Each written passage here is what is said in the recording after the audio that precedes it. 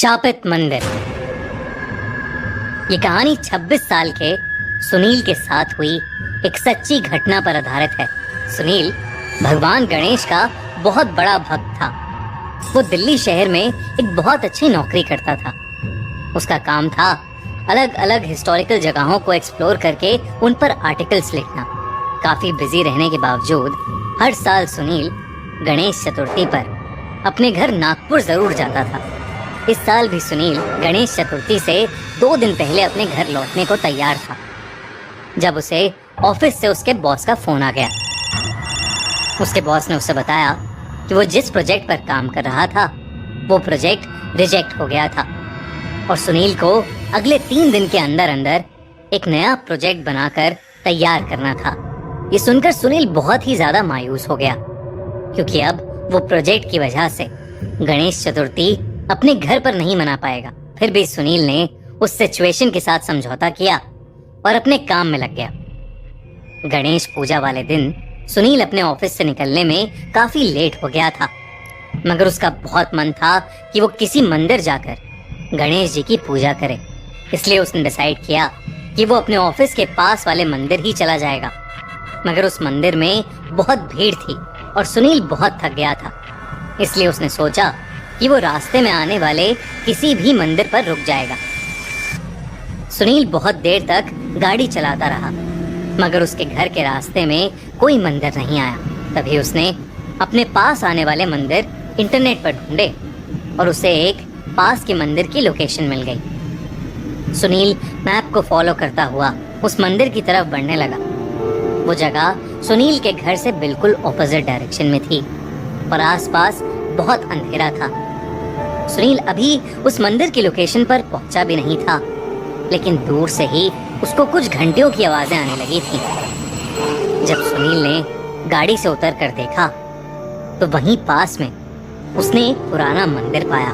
उसने सोचा कि जिस मंदिर वो जा रहा था हो सकता था कि वहां भी उसे बहुत भीड़ मिले, इसीलिए वो उसी पुराने मंदिर पर रुक गया और गाड़ी सड़क के साइड में पार्क करके अंदर चला गया। उस मंदिर की बिल्डिंग बहुत पुरानी और टूटी हुई सी थी।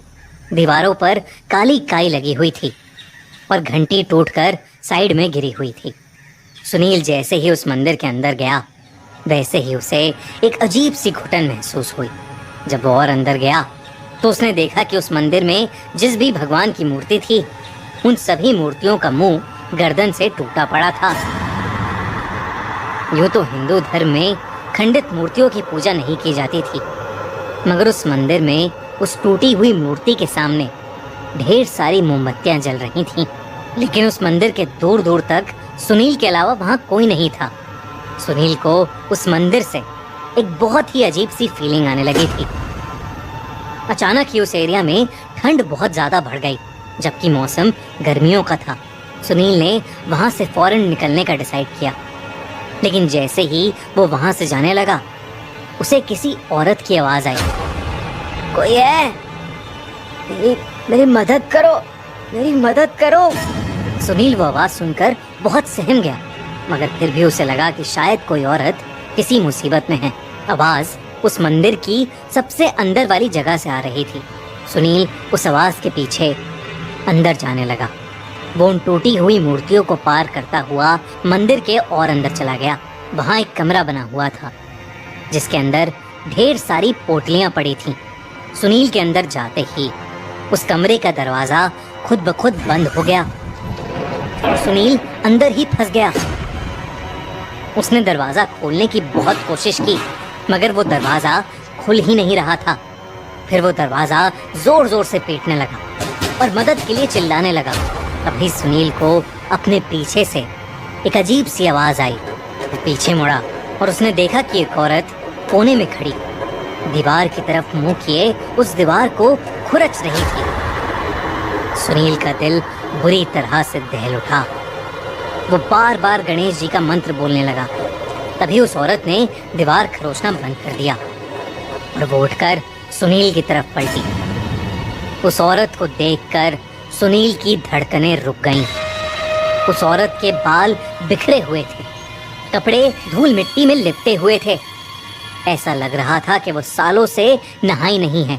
और तो और उसकी आंखें पिघली हुई सी लग रही थीं, जो उसे बेहद डरावना बना रही थीं।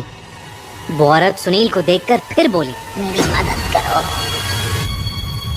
वो सुनील से कह रही थी कि बिना सर वाले देवता ने उसे कैद कर रखा है और सिर्फ सुनील ही था जो उसे बचा सकता था। देखते ही देखते वो औरत सुनील के पास आने लगी और अचानक से उस कमरे में एक एक करके दरवाजों से, जमीन से, छत से ढेर सारी आत्माएं बाहर आने लगीं। उन सभी आत्माओं की आंखें पिघली हुई थी। जैसे जैसे वो आत्माएं सुनील के पास आ रही थीं, सुनील के मन का खौफ बढ़ता ही जा रहा था। सुनील ने अपनी आंखें बंद कर लीं और वो बस बार बार अपने गणपति बप्पा का नाम ले रहा था। सुनील को अचानक बहुत तेज ठंड लगने लगी और उसे चक्कर आने लगे। कुछ ही पलों में सुनील बेहोश हो गया। जब कुछ समय बाद सुनील की आंख खुली तो वो अपनी गाड़ी में बैठा हुआ था। उसकी गाड़ी उसी अजीब मंदिर के बाहर पार्क थी। सुनील ने तुरंत ही अपनी गाड़ी भगाई और वो किसी तरह अपने घर पहुंचा। अगली सुबह जब वो ऑफिस के लिए निकला तो वो उसी मंदिर के सामने से गुजरा। उसने वहां आसपास लोगों से जब उस मंदिर के बारे में पूछा तो उसके होश उड़ गए।